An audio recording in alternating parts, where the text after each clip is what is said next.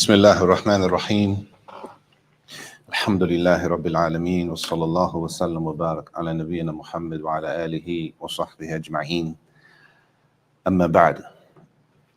So tonight, inshallah, is the second night or the second class in the section of Sifat al-Salat, the description of the Salat. And last week we started the section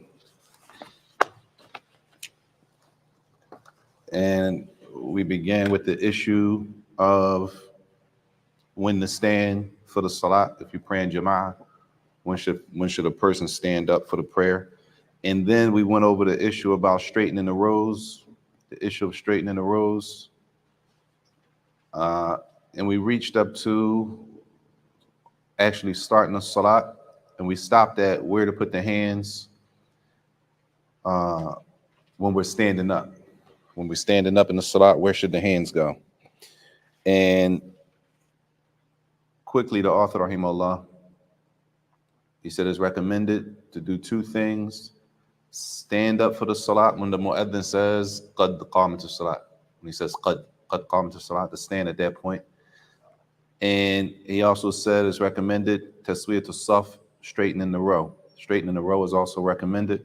And we went over the issue about straightening the rows, and whose job is it to straighten the row.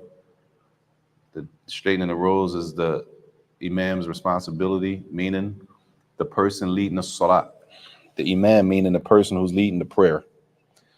Not necessarily Imam doesn't mean in this case the Imam of the Masjid, but if the Imam of the Masjid is leading the Salat, then it's his job to straighten the rows. Whoever's straightening the rows, it's their job whoever's leading the Salat, it's their job to either straighten the rows or delegate, choose somebody else to straighten the rows. And we spoke about that whole issue. Then he went to actually starting the prayer. And the prayer doesn't start. This is important, that the prayer doesn't start until a person does the opening takbirah, which is called takbiratul ihram. The prayer does not start for a person until that person says Allahu Akbar with the intention of beginning the Salat. Meaning, it's possible that you walk into a masjid or you walk somewhere and they're praying and they already started praying. They're praying. The Imam already said Allahu Akbar, and there's other people who already said Allahu Akbar, but you have not said Allahu Akbar. It's possible that you walk up to the line, you get in the line and you stand next to the brother or you stand next to the sister, and you still have not said Allahu Akbar. That means you never started the Salat. And it's important because the further we go in this section, it's not enough in this. We got to be careful that we're not just raising our hands to start the prayer. That we're not just, and as we say, we're not just saying Allahu Akbar in my heart. That we say Allahu Akbar. The statement Allahu Akbar is what starts the Salat. If a person never started the Salat or never said Allahu Akbar, their prayer never started, even though they're standing in line with everybody else. And they have their hands over their right, the right over the left in the Salat. So he described how to raise the hands, that you say Allahu Akbar, raising the hands either to the shoulders or the earlobe, palms facing the Qibla, hands together, not spread apart, to the height of the shoulder. He says in the book, he doesn't mention the earlobe. He says kes sujud, meaning if we go in the sajda, the hands should be in the same way when we go in the sajda, at the same height with the shoulders, flat facing the Qibla. And he also spoke about how loud should be when we recite, that the Imam should recite loud enough so the people behind him can hear him. And the people who are either praying alone, the person is praying alone, then they recite loud enough to hear yourself. Loud enough to hear yourself, meaning in those loud prayers. Tayyib. And this is the issue we reach to now. He said, rahimahullah, قال المصنف رحمه الله ثم يقبض كوع يسراه تحت سرته. وَيَنْظُرُ مَسْجِدَهُ. It said a person now, after saying or starting the prayer, because the prayer doesn't start until when? What's the takbir? Good. So we say takbir. What's the takbir? The statement Allahu Akbar is the takbir. This is not the takbir. Raising the hands is not the takbir. Raising the hands is not the takbirah. The takbirah is the statement Allahu Akbar. Everybody clear? Meaning, if I do this, like some people do, they walk up to the rank and they go like this.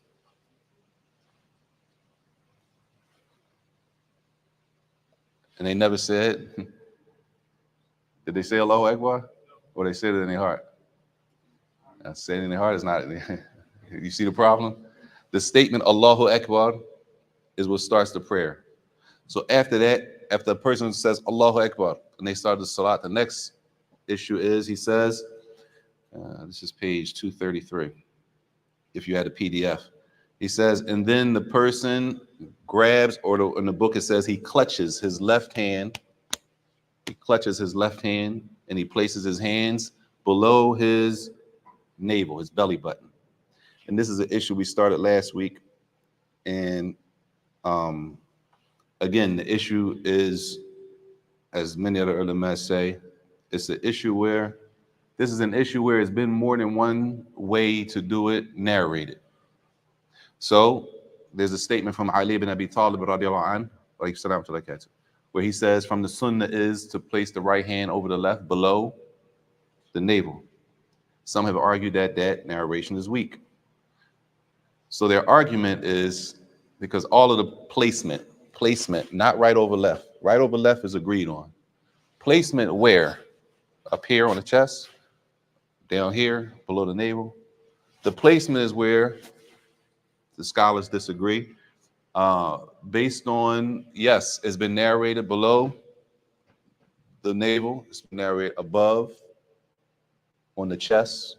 And the argument, the disagreement is which narration is the strongest, because all of them are argued that not right over left, y'all. It's two different issues.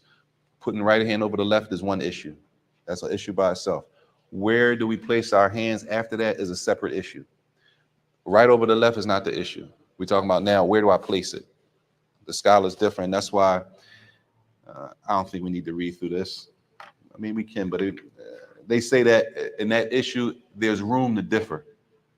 They say it's wasi', meaning it's room to differ because all of them have been, we have narrations in different placements. Which one is the most authentic? That's a disagreement that they disagree on. If you had a PDF, he mentions the narration of Ali on page 233, anhu, and then Sheikh Salih Fawzan, he says, the correct opinion. It says the correct opinion, however, is to place the hands on the chest. Now, the question is, even if we say that, where's the chest and where does the chest start? And that might sound like a simple question, but if we really get into detail, which we're not going to do, you know, how far on the chest, because some people go up here. Some people pray like this. Is this the chest? This the chest? Right, then what's this? This the chest too? And this is the chest? So this is the stomach. In Islam, all of this is the hand. Tayyib. Good. He said in Islam, all of this is the hand. Tayyib. What's the chest in Islam then? Assuming this is the chest. Tayyib. We ain't gonna get a tayyib. Point being is that if you had the PDF in Sheikh Fawzan, Hafidullah, in his opinion, he's of the opinion that it goes on the chest. Is there any way to say how did he do it? Like, did he do it like how he did There's more than one thing narrated. There's more than one place. And that's the difference. So they say they're going to argue, okay, if Ali, radiallahu anh, if a Sahaba, if a companion says it's from the Sunnah, that's a high level of narrating for him to talk like that. Not to say I saw the Prophet sallallahu alaihi wasallam, I heard. No, it's from the Sunnah to do such and such. Like he has a narration here. Ali said it is Sunnah to put the hands below the navel while performing the prayer. All right, some argue that the hadith, that narration of Ali is weak. Like the other narrations of Wa'il ibn Hujr that say on the chest, they argue about those also. That's why the issue of where they go, right, as they say,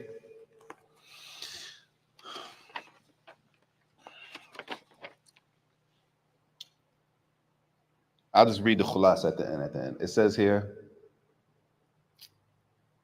it says, and this is from the same book, Ash-Sharh al-Kabir, which is a detailed explanation of some of the books of the Hanabila. These issues are a little more detailed in this book. So he says there are three opinions. He says, يَجْعَلُهُمَا تَحْتَ سُرَّتِهِ. He said, this is the first opinion.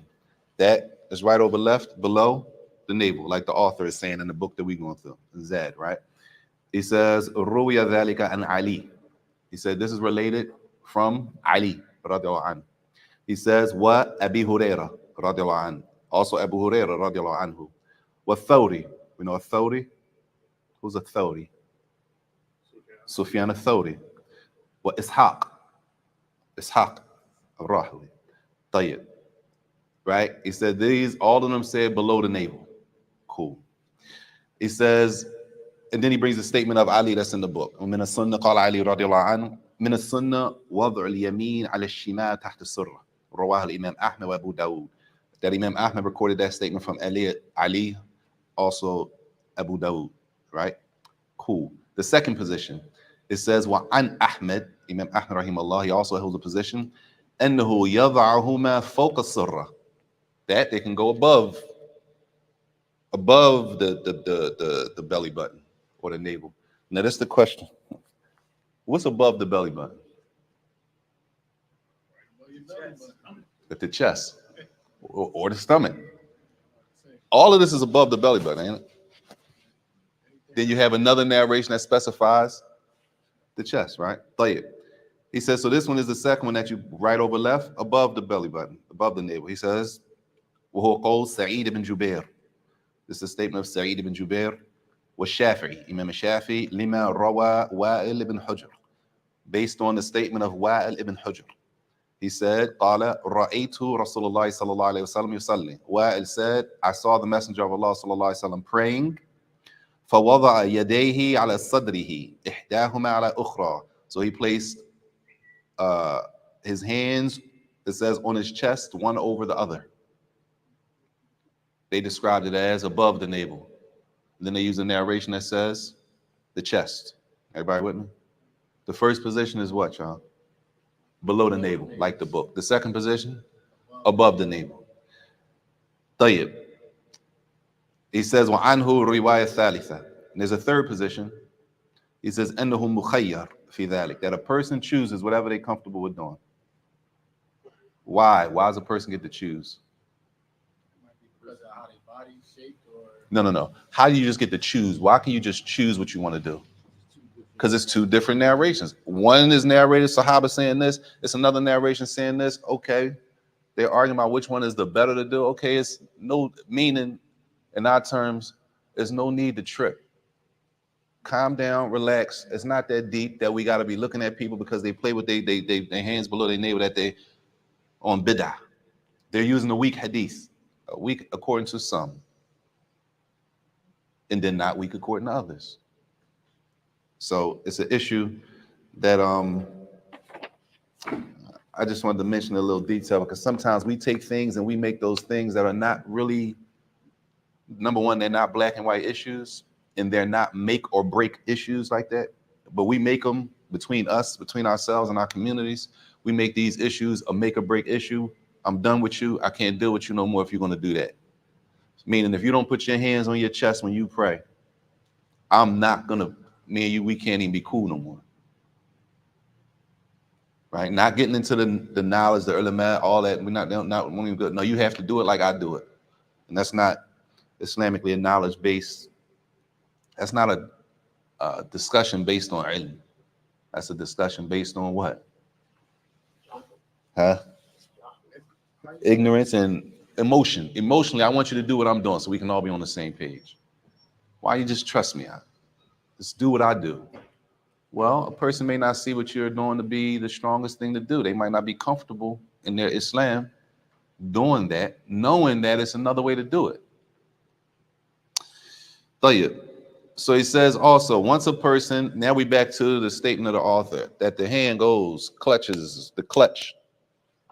Because you see people, they grab like this. They don't just do this. Some people do this. Wallah. They place the right over the left, right? They place it. Then you see some people, they grab it. Right?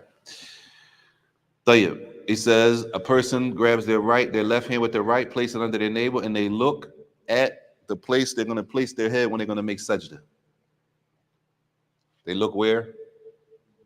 You're looking at the ground.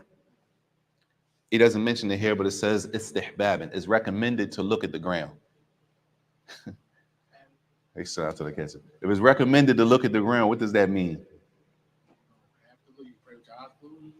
You can pray with your eyes closed? Say it again. Because you said it's recommended to look at the ground. All right, cool. So When a lot of people pray with their eyes closed. a lot of people pray with their eyes closed. We're gonna get to that, inshallah. Tayyib. Huh? Tayyib. So listen, what I'm saying is, if it's recommended to look at the place you're gonna place your head when you go down, it's called it here, it says masjidahu, right? The place where you're gonna make sajda. If it's recommended to look there, what does that ultimately mean? If I don't look there, it's not a sin. It's not something that, because I've seen people, a brother be praying. He's praying, right? Now, some people, this door opens, somebody might be praying and they look at the door.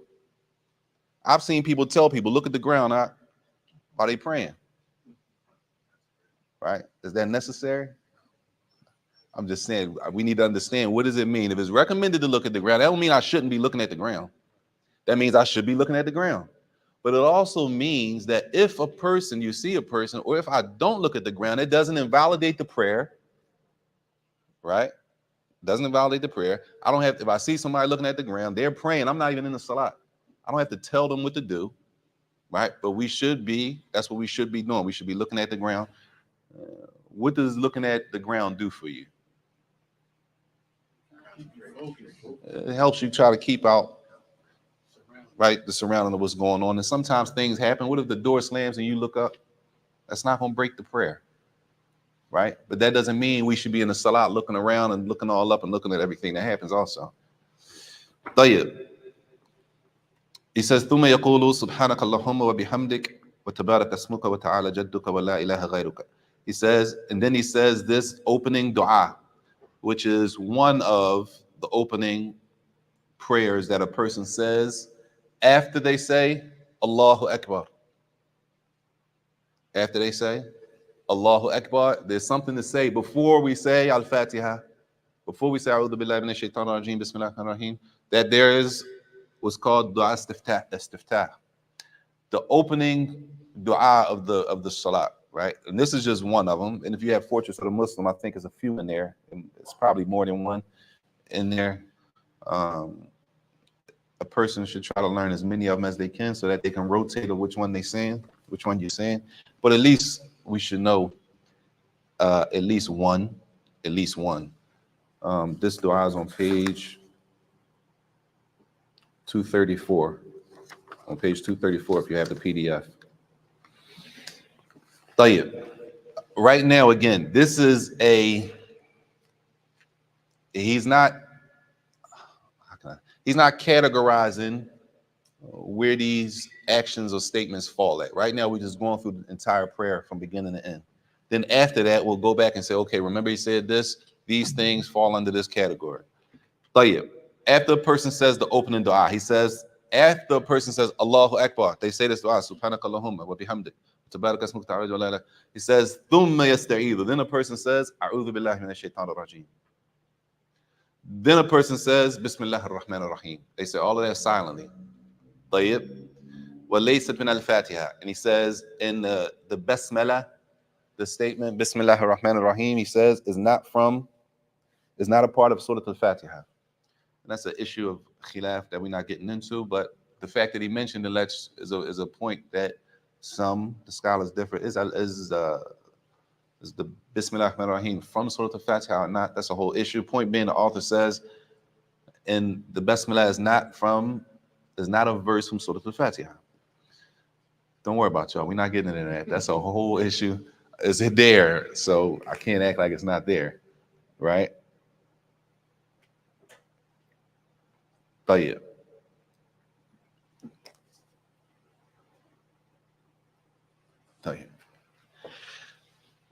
Everybody clear? We done already said Allahu Akbar, the opening dua. A'udhu billahi minash shaitanir rajim. Bismillahir rahmanir rahim. We haven't even gotten to our Fatiha yet. The prayer didn't start until when? Until you say Allahu Akbar. You have to say Allahu Akbar. It's not enough just to think it. It's in my chest. Because people do it all the time. I still be checking my kids and they big, but I still, did you say Allahu Akbar? Did you say it? Or you just raise your hands, right? Because a lot of brothers, people walk up to the line and they go, just like that. Never said Allahu Akbar. Takbirah to the ihram. Takbirah is the statement, Allahu Akbar, not raising the hands. Raising the hands is raising the hands. Raising the hands is not the takbirah. Yes. So when you don't say it, technically they have to start. Yeah, you don't start the salat until you say Allahu Akbar. That's why the Prophet ﷺ said that it begins with the takbir and it ends with the taslim. So everyone, besides the imam, says Allahu Akbar. Let's start with salat. Even the imam. If the imam never says Allahu Akbar, the prayer didn't start. If we all lined up right now, nobody would say anything until the imam. If the imam stood there for 2 minutes and didn't say anything, what would we think though? Something wrong, right? It's not why you started already. What's going on, right? Every individual person has to make the takbirah to ihram, has to say Allahu Akbar. And because I've said it, or because the people that you're standing in a row said it, that means their prayer started, but my prayer didn't start. My prayer doesn't start until I say Allahu Akbar. But did the prayer start? The prayer started. They're already praying, as we said. They praying. You walk up, you walk in, you making wudu or something. They praying, yeah, they praying. That means they already said Allahu Akbar. I'm in there making wudu, I'm doing whatever I'm doing. My prayer doesn't start until I make the takbirah. Allahu Akbar. Tayyib. Now he moves to what are we supposed to be reading, or what do we read?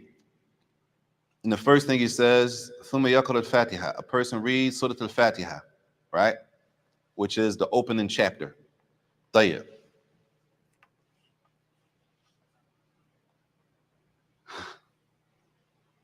Never mind. Tayyib. Surah Al-Fatiha has to be read in totality, right? So now he mentions some things here that will break and invalidate a person's Al-Fatiha. Something that will break your Al-Fatiha.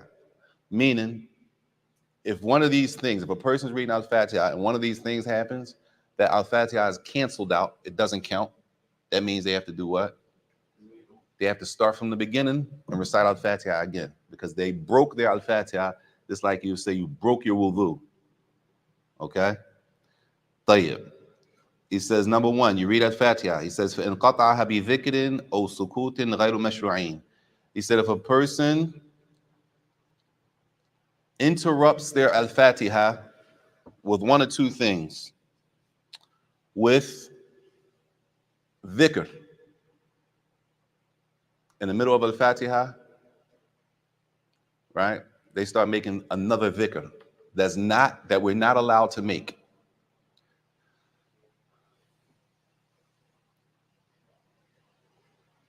Everybody clear what dhikr is? Huh? Give me an example of dhikr. SubhanAllah, Alhamdulillah, Allahu Akbar, La ilaha illallah, right? We do after the salat dhikr. Tayyib. A person reciting Al-Fatiha, and then they start making a dhikr in that spot in the middle of Al-Fatiha. Maybe they're thinking about the meaning and they just start dhikring, and then they continue Al-Fatiha. Are they allowed to do that type of dhikr right there? No. You can't just do what you want to do. You have to read Al-Fatiha from beginning to the end.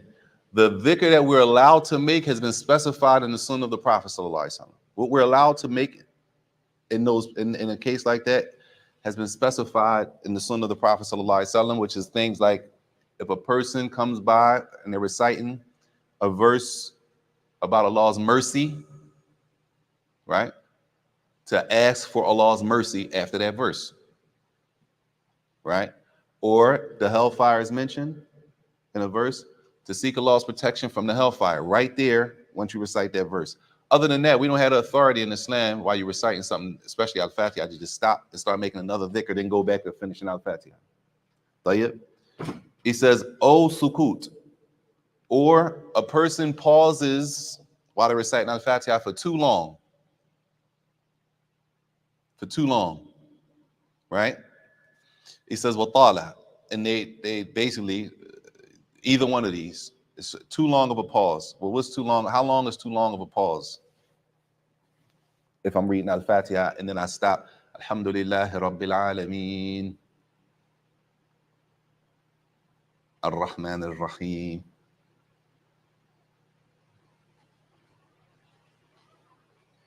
Maliki Yawm. How long can it be? It sounds like 3 to 5 seconds. If you have. 3 to 5 seconds? Huh? 3 seconds? Too long. 3. Mm.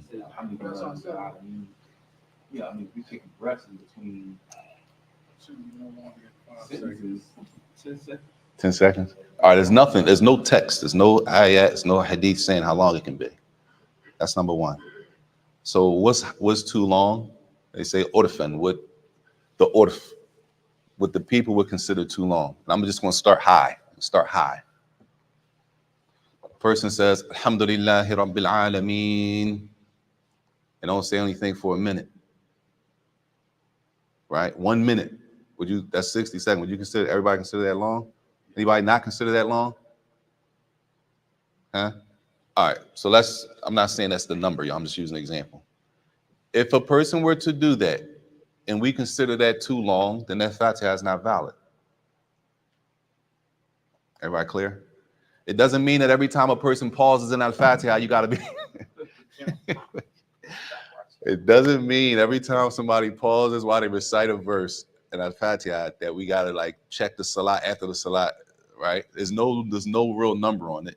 Most people don't pause that long anyway. If a person pauses too long, more than likely they did what? Forgot.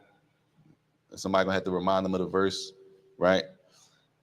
Point being, those are from the things that break Al-Fatiha. Tayyib. He says, oh, taraka minha tashdida. Or, and this is important, a person, we talking about the things that break Al-Fatiha. Makes a person's Al-Fatiha invalid. It doesn't count. They have to recite Al-Fatiha again. A person does not pronounce one of the shaddas in Al-Fatiha. If a person does not pronounce one of the shaddas, does everybody know what a shadda is? Or anybody not know what a shadda is? Raise your hand if you don't know what a shadda is. Okay. Tayyib. A shadda is, in simple terms, a double letter in Arabic. But this is the thing about the word shadda. A person could know that's a shadda and still pronounce it wrong. They can know all the vowels and all of that, and when they read it or recite it, they pronounce it wrong. It happens all the time. That if a person misses a shadda, the Al-Fatiha is what? Why?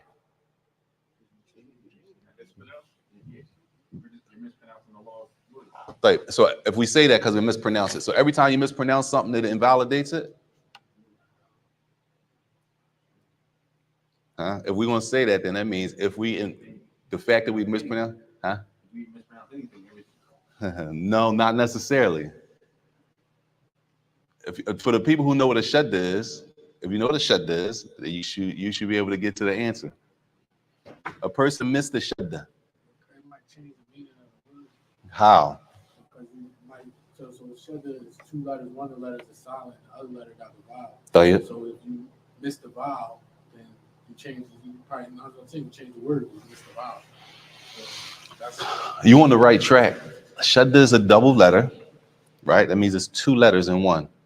If you miss a shadda, you missed what? You missed a letter. That means you removed a letter from Al-Fatiha. You didn't recite Al-Fatiha the way Allah revealed it, right? You removed the letter from Al-Fatiha because you missed the shadda. Let alone if you miss more than one shadda. then you mean you remove multiple letters from Al-Fatiha, which is not Al-Fatiha. And a lot of people make a mistake. A lot of people make a mistake in the verse, Iyaka na'budu wa iyaka nasta'in. It's a shadda on the ya, Iyaka. Iyaka. It's a shadda. A lot of people make a mistake. May Allah forgive us and increase us in knowledge, because we have what we're bold. A lot of us are bold. May Allah forgive us. We're bold when it comes to deen. Maybe I never even sat and got my Al-Fatiha checked. And just because I got it checked doesn't mean it's correct. You know what I'm saying? And I'll go somewhere and act as if I'm qualified to do something. May Allah forgive us and humble us and make us people who are open to learning and implementing what we learn. I mean, tayyib. Leaving off a shadda, which in reality is leaving off a letter. That's the third one. The first thing that breaks Al-Fatiha is that a person is reciting Al-Fatiha, and in the middle of a Fatiha, they start to make another dhikr, right? Other than the ones that we're allowed to make. The second one, they're reciting Al-Fatiha, a person just makes a long pause. As we said, for example, it doesn't have to be a minute, y'all, we just say example. They pause for a minute, and then they start reciting the next verse, right? The third thing, a person misses a shadda. They recite Al-Fatiha, and they miss a shadda, which is, it's a lot of them. Anybody know how many shaddas in Al-Fatiha? Huh? Give me one of them. The Bismillah not part of. No doubt. Well, Ad-Dallin, 11. They say 11, right? I mean, you got to hit 11 shaddas. Tayyib. We're not getting this. He said different fingers. If Bismillah ar-Rahman ar-Rahim is from the Fatiha, not. Either way, if Bismillah ar-Rahman ar-Rahim is still in Al-Fatiha, Iyaka na'budu, Iyaka wa Iyaka nasta'in. 14. Allahu Akbar. However many it is, you got to hit all of them. Tayyib. A person misses a shadda, that about the next one, a person misses specifically a letter. He says, oh, harfan. Right? How many was that? 4? That's 4. A person misses a letter. They skip a whole letter. That means that, I'm not saying you're wrong, because like you said, when you miss a letter or you miss a shadda, ultimately, yes, that can change the meaning of the word. That can change the meaning of the word. Tayyib. He says, oh, tartiban. A person doesn't read Al-Fatiha in order. A person doesn't read Al-Fatiha in order. They read it out of order. They read all of the verses from Al-Fatiha, but they don't read them in order, like we do in the Salat. They read them out of order. Out of order is not acceptable. That Al-Fatiha is not valid. Tayyib.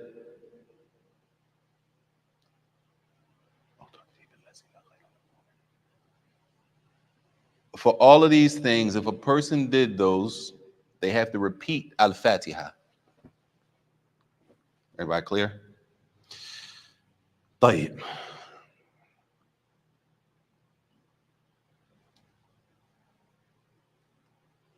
I'm sorry.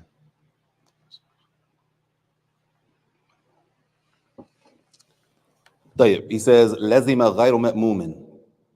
Lazima ghayru ma'mumin. Meaning, reciting Al-Fatiha is obligatory. Remember, y'all, when we talk about the people praying, it's 3 groups of people, or 3 categories of people. For the people praying, who are they? The imam, the followers, and the person praying alone, right? The Al-Fatiha is obligatory for 2 out of the 3 groups. 2 out of the 3 groups, Al-Fatiha is obligatory. Al-Fatiha is obligatory for the imam and for the person praying alone. Clear? Meaning the Al-Fatiha is not obligatory on the people following the imam. Meaning the imam's Al-Fatiha is the Al-Fatiha for the Jama'ah, for everybody. Everybody clear? This is what is meant on page 2. Oh, I don't have the next page. Oh, yes, I do. Oh, yes, there it is. It says, he reads Al-Fatiha upon, oh, I don't have the next page. I think it's at the top of page 236, if anybody has it. Anybody got 236, I think. I have 236. What's at the top of, huh? 36 is Saajid. So it's 237. Oh, what does it say? Because I don't have it. Yes. By himself or affected by the faultiness in the reading of the Al-Fatiha, as it is rukun of the prayer. A rukn of the prayer. Follower is not affected by his own faulty reading. Tayyib, don't worry about that. Tayyib. Point being, this is another issue where the ulama differ. We going by what the author, according to the author, the scholars differ. Does everyone praying, when we pray Maghrib, does every single one of us, the brothers and the sisters, everybody praying, everybody has to read Al-Fatiha in the Salat? Or is the imams enough for everybody? The ulama, the scholars differ. According to the author is of the opinion, and that's why he said what he said there, that the Al-Fatiha of the imam is enough for everybody. That's what that wording means. I just wanted to see the wording so I can make sure that everybody understands what it means. After that, it says, if a person did any one of those things that we just spoke about, it breaks the Al-Fatiha, and they have to repeat Al-Fatiha again. Everybody clear? They don't necessarily have to repeat the Salat. Everybody with me? You don't have to repeat the Salat if you know what you're doing. So say, for example, I'm praying, and it's my first rak'ah, and I know I did one of these things in the first rak'ah. Right? I just started praying. I read Al-Fatiha. Then when I start reading, for example, I start reading the next surah, I remember I did one of these things. Right? I know that doesn't count for Al-Fatiha. So I need to stop what I'm reading, and I need to return back and start reading Al-Fatiha from the beginning so that I know my Al-Fatiha is correct. Meaning, it's possible somebody leaves the Salat and they repeat a verse twice. They repeat the verse more than once. Why would they do that? It could, maybe they made a mistake, maybe they didn't. Maybe they wanted to make sure. Maybe they felt like they didn't say it properly. Maybe they felt like they missed the shadda. Maybe they felt like they didn't pronounce the letter, right? Or maybe it's just from the meaning. Everybody with me? Tayyib. He says, وَيَهْجُرُ كُلُّ بِآمِينَ فِي الْجَهْرِيَّةِ. Everybody in the loud prayers, everybody says Ameen. I don't want to say loudly like you got to scream it, but you can say it. You don't have to aloud. You can say it out loud. Ameen is to be said out loud. Ameen is not necessarily that you have to scream it. I used to think you had to say it louder. I thought it was like a loud thing when I was younger. I thought it was like who could say it the loudest. It's not about who can say it the loudest, but it's to be said loud. Ameen. It doesn't necessarily have to scream over anybody else, but it's to be said loud. Ameen. This is just a sidebar. Is it Ameen or Ameen? Huh?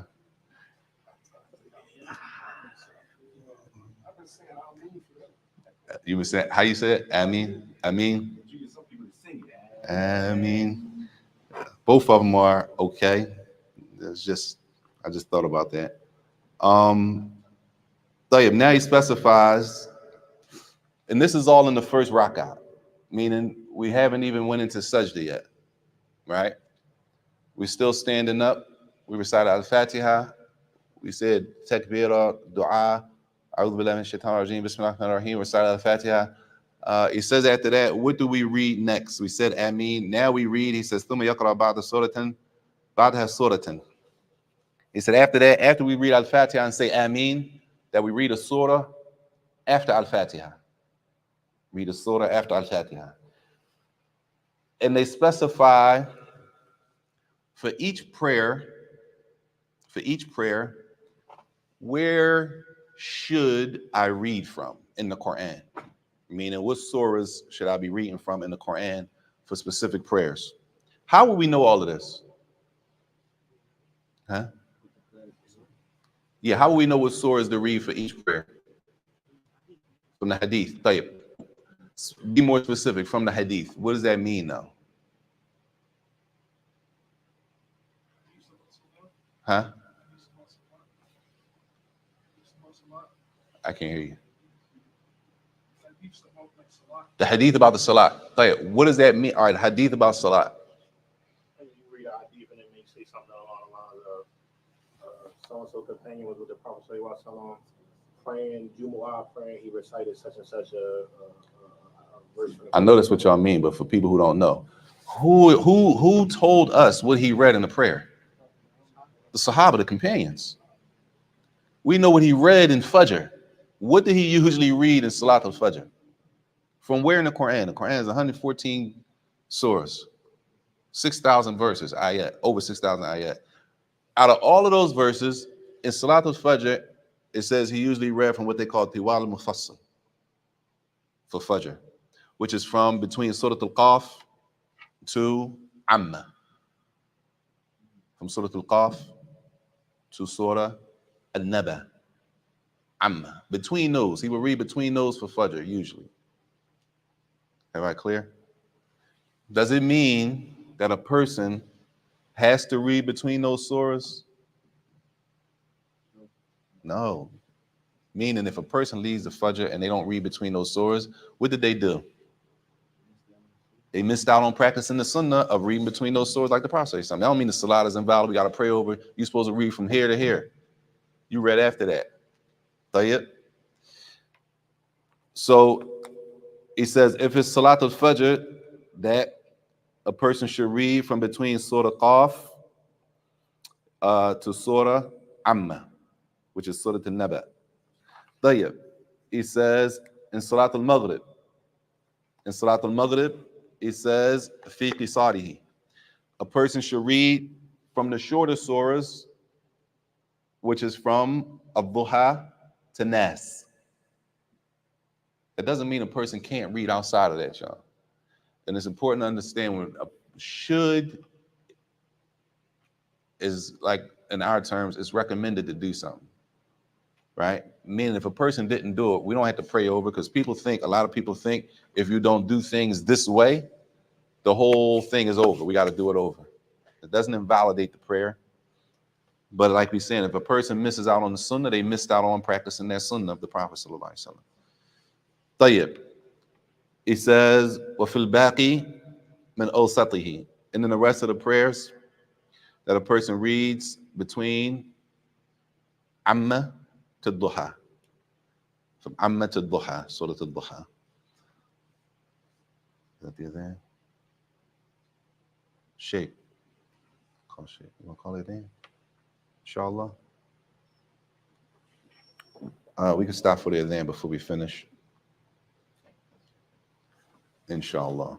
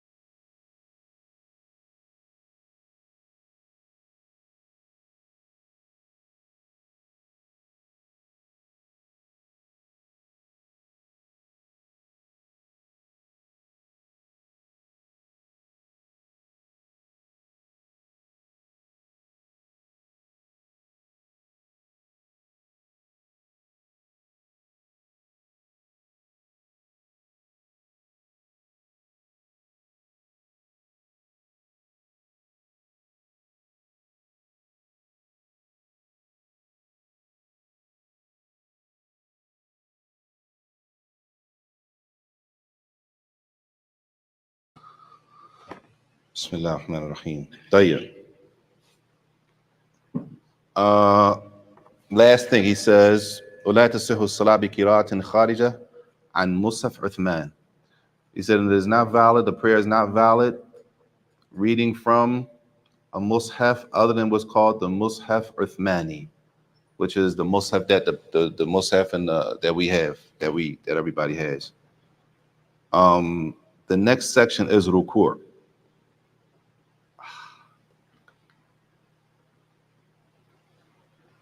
طيب. After reading Al-Fatiha, and we'll stop after this, inshallah. The description of the rukur, when we bow, when we go into rukur, not sajda, rukur. We call it ruku. I gotta make ruku. Ruku. R-U-K-U. Ruku. Rukur. With an ayn on the end. Rukur. طيب. It's important. It's very important. It's very important, y'all, when we get to this section about coming to the salat late. I don't know what the sisters do, but brothers, coming to the salat late. Make sure we're paying attention when it comes to how to join the salat when we're late. Meaning they're already praying. Rukur is a big issue when it comes to how to join the prayer. How much of the salat did I miss? Okay.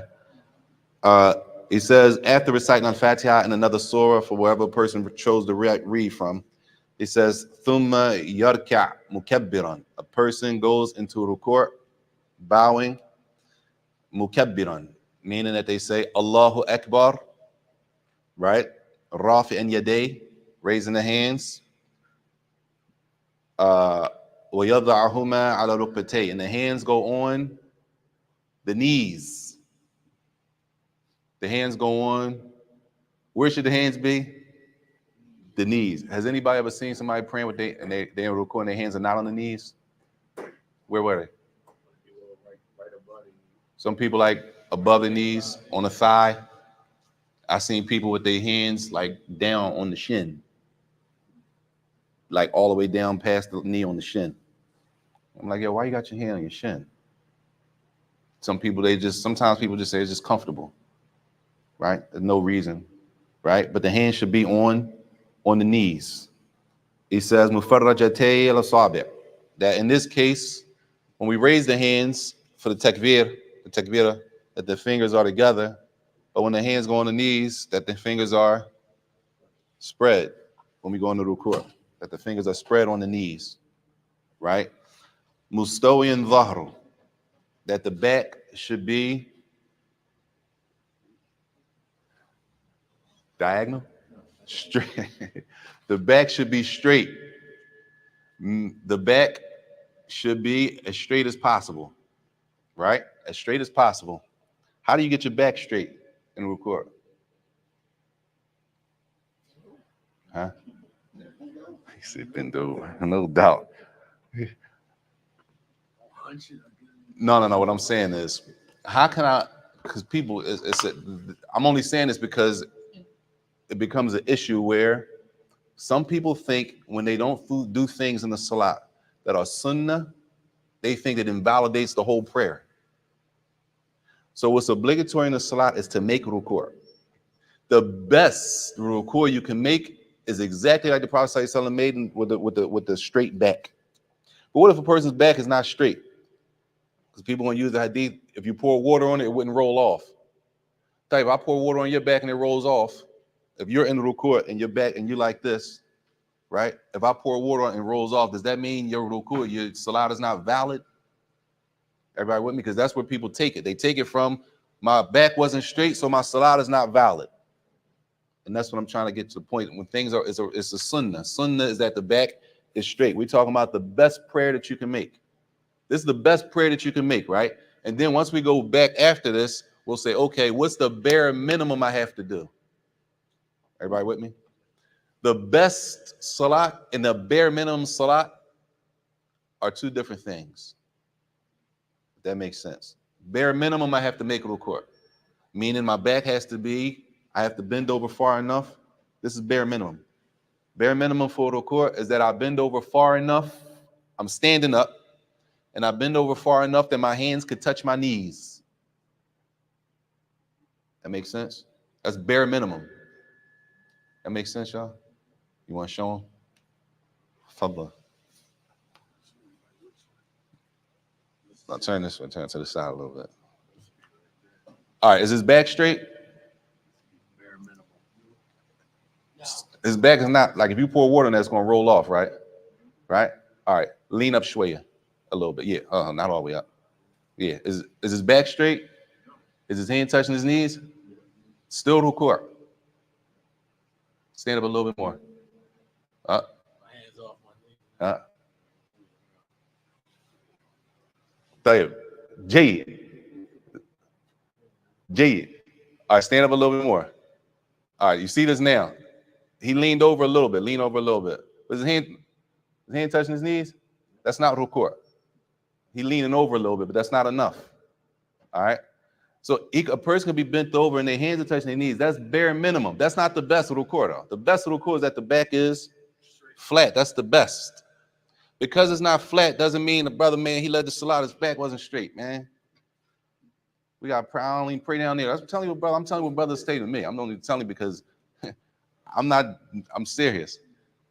That's my man. My man said to me a couple weeks ago, he thought he was going to pray somewhere else because he couldn't hear the imam after he finished Al-Fatiha. He couldn't hear the imam say the Ameen. You with me? At the end of Al-Fatiha, we say Ameen. He said, I don't hear the imam saying Ameen. So he said, I was going to pray somewhere else. So why was you going to pray somewhere else? Trying to get rewarded with Ameen with the angels and all that. So I feel you, but I mean, it's a lot of getting to before we do something like that. Were you even in the front row to hear the imam say Ameen? He didn't say it? Do I have to hear the imam say Ameen in order for us to say it at the same time necessarily? What you just told us, you're supposed to be loud enough that we hear you. No, cool. If I don't, because I don't hear the imam say Ameen, does that mean we didn't say it at the same time? Not necessarily. Could have missed it. I don't want to miss it. The point was he don't want to miss it. Point being the bare minimum for ruku'. We talking about the best right now, that the back is straight. And he says what you say in ruku', وَيَقُولُ سُبْحَانَ رَبِّ الْعَظِيمِ. The dua for ruku', which is Subhana Rabbil Azim. And we can stop there, inshallah, unless there's any questions. Fadl. I'm listening. When you had made the comment about the person that interrupts Al-Fatiha with dhikr and validates the Al-Fatiha, he was clear about it, like if they doing it in the middle. What about for the one we praying behind the imam and it's a silent prayer, so we can't hear Al-Fatiha. So we get up, finish Al-Fatiha, he's still in his position. Is it permissible for that person to say, in the prayer, we praying behind the imam? You praying behind the imam? I'm saying to myself, subhanAllah, while I'm waiting, instead of just not doing nothing while I'm waiting for him to finish Al-Fatiha. I'm confused, Sheikh. We can't hear. You're talking about a silent prayer. Yeah, like we praying Dhuhr. We praying Dhuhr. So obviously we're still reciting Al-Fatiha. Oh, you read Al-Fatiha faster than the imam. Yeah, it's faster than the imam. But I don't know where he's at in his Al-Fatiha. If a person were to dhikr during that time period, that doesn't count for the one that you said that invalidates the Al-Fatiha. They saying subhanAllah, subhanAllah. When is he saying subhanAllah though? Why they waiting for the imam to finish? He already finished Al-Fatiha. I finished my Al-Fatiha. You finished Al-Fatiha already. I don't know where the imam is at in his Al-Fatiha. That's assuming. All right, let's deal with that. Number one, this rule only applies if I'm breaking up my Al-Fatiha. Your question is, he already finished Al-Fatiha. Meaning me. Yeah, you already finished Al-Fatiha, so you're not breaking your Al-Fatiha up. Secondly, I wouldn't have to say subhanAllah. If I finish, I'll read another surah after Al-Fatiha. Why would I make? It's not the third or fourth rak'ah. We get to that later. All of this is assuming I'm not of the position that the imam's Al-Fatiha is my Al-Fatiha. But even if it's not, everybody get it? But the point more in the question is that the dua you're talking about, I already read Al-Fatiha anyway, so I didn't break it up. Anybody else? Fadl. I was going to ask if the imam that's leading the salat, if he's of the opinion that, or of the school that when they don't say Fatiha out loud and it's a loud prayer, do the followers still say Ameen? I don't know that school. Sheikh, did I say that? No, that's no. But some people don't always say Ameen. Oh, you mean the Ameen out loud? At the end of Fatiha. Okay. But the followers, Okay. we are still obligated to say the Ameen. Oh, I thought you meant Al-Fatiha. My bad, Sheikh. Tayyib. He didn't mention it here, but the Ameen is Sunnah. Meaning, it's a reward in saying the Ameen connected to the prayer, right? If the Imam doesn't say Ameen, it's not going to invalidate the prayer. If I can't hear the Imam saying Ameen, then what you're saying, in reality, I guess we all going to miss out on that Sunnah of the Prophet ﷺ in the Jama'ah. You with me? Is that the question? Are we still obligated to follow us if you don't hear the Imam say it? And are we still obligated? Jay, we're not obligated to say it at all. It's not an obligation. It's recommended, Sunnah. You feel what I'm saying? And therefore, we're saying it because we're chasing the reward that the Prophet ﷺ mentioned in the hadith. Meaning, if the Imam said it and I never said it, I mean, I just missed the reward every time. I'm not trying to miss the reward every time, but I'm not obligated to say, we're not obligated to say Ameen in the first place. Meaning, if I don't say it, I mess my whole prayer up. It's not an obligation in the prayer, but it's Sunnah and it brings more reward to the prayer. So if the Imam didn't say it, then we missed that reward. We didn't break our whole salat. And even if he didn't say it, I'm still not obligated to say it because my saying Ameen, and if I'm trying to apply the hadith, I'm trying to say it with the Imam so that I get the reward. Inshallah. Obligation is something that's obligatory. You get punishment for it. Yeah, if we say it's an obligation. And when we get to the obligations, that's the definition in the Kitab al-Salat for obligations is slightly different. I have a question for you with the just Ameen in general. So, for example, if you're doing the cook we're doing Juma and you say a prayer, you say Ameen. As we're sitting, we're supposed to be quiet. When we say Ameen with you, does that break Juma? In Juma, Yeah. Sheikh, we got to do that in the book of Juma Salat. Inshallah. Inshallah.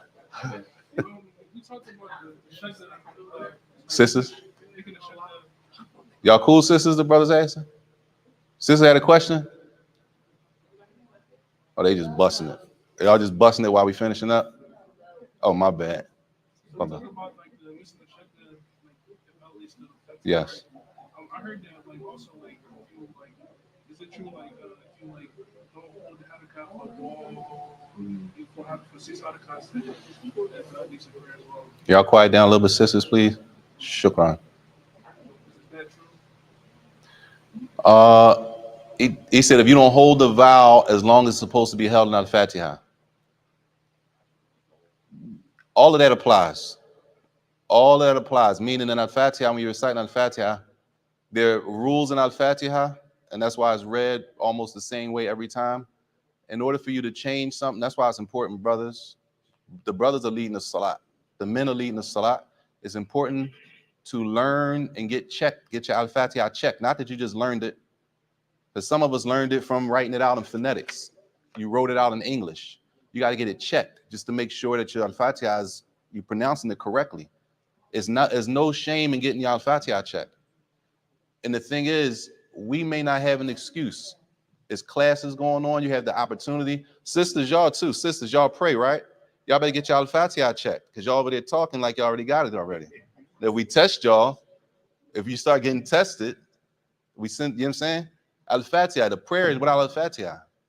You got to pronounce everything properly. It's not that difficult if you take the time out to learn it.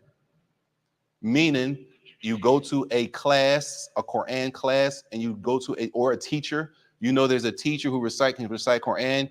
Can you check my Al-Fatiha? That is that simple. A brother came to me last week and said, can you listen to my Al-Fatiha? I'm not saying everybody come to me because I'm just saying. It's that simple though. Can you listen to my Al-Fatiha? That's it. We walking around like we got everything down. A brother flagged me one day. Literally. I'm talking about, man, I'm cool. We sitting down about to have a class. He said, what y'all about to do? I said, we about to recite Al-Fatiha. He was standing up. He said, man, I'm cool on that. And walked out. Allahu Alam. Allahu Alam. Most of us, we make all the same mistakes when we recite. And if we don't learn, if we don't go to class, sit down and get corrected, we'll have the same mistakes until we die. And what excuse we gonna have when we got the opportunity to be corrected? So he asking about holding wala-dhalin. It's a rule there. It's a rule. There's a tajweed rule that that type of med has to be held. And then there's some other stretches. You call them a stretch, a med. Some of them you have the option of, I would say, a 2 count, a 4 count, or a 6 count. We got to learn all of that. If you don't learn that, you just do it the same way every time that you learned. And I'm gonna stop with this. This is a question. How many people ever went to someone and learned the Al-Fatiha from someone, a teacher? Raise your hand. If you went to a teacher, a Quran teacher, not like your man, he just showed you, that you actually went to like a real teacher, a Quran teacher, and learned Al-Fatiha. Hold them up high, y'all, so I can. I didn't go specifically learn Al-Fatiha, but I learned the alphabet and the practice. So that count? That's half and half. That's about half the room. That's not enough for us, though. It's not enough. And remember, because I went and learned it doesn't mean I don't need to be checked. And I'm gonna stop here. When we go on Umrah, I'm gonna tell you what I do personally, man. When we go on Umrah, right? When we go to Medina and in Mecca, in the Haram, it's Quran teachers sitting right there, just like the brothers are sitting, lined up on the walls. Quran teachers all over the Haram in Mecca and Medina. Me personally, every time I go to one of them sheikhs and read my Al-Fatiha to him. I just want to check, make sure I'm good, sheikh. And I'll read it the way I read it. I'm not trying to fix nothing. This is how I read it. Just to make sure I'm not making a mistake. You get comfortable, you get lazy, right? And you start making mistakes. It's easy. We don't have no excuse. Allah, sallallahu alaihi wa sallam,